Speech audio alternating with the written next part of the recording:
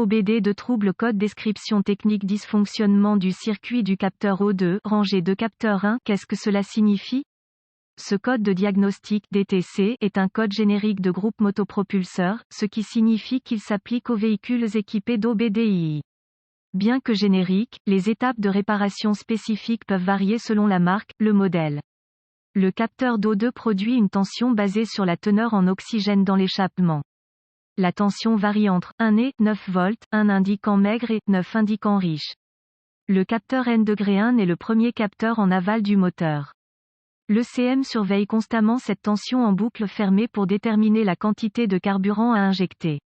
Si l'ECM détermine que la tension du capteur d'O2 était trop basse, moins de 0,4 volts, pendant trop longtemps, pendant plus de 20 secondes, le temps varie selon le modèle, ce code est défini. Le code P0150 fait référence à la banque de symptômes potentiels selon que le problème est intermittent ou non, il ne peut y avoir aucun symptôme autre que l'éclairage 1000 voyant de dysfonctionnement.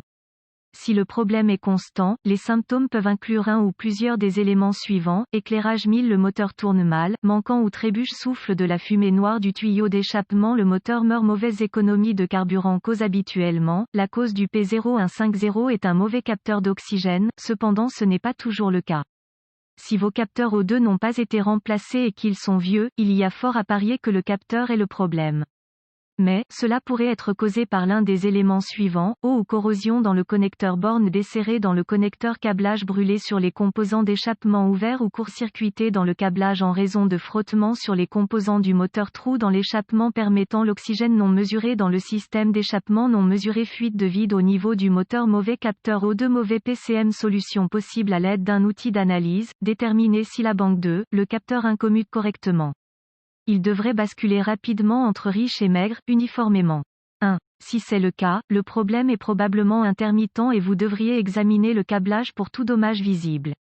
Effectuez ensuite un test d'agitation en manipulant le connecteur et le câblage tout en surveillant la tension du capteur O2. S'il tombe, fixez la partie appropriée du faisceau de câble où réside le problème.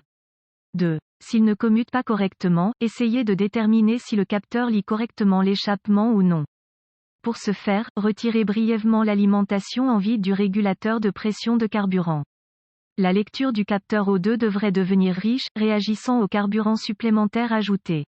Réinstallez l'alimentation du régulateur. Ensuite, induisez une condition pauvre en retirant une conduite d'alimentation en vide du collecteur d'admission. La lecture du capteur O2 devrait être pauvre, réagissant à l'échappement nettoyé.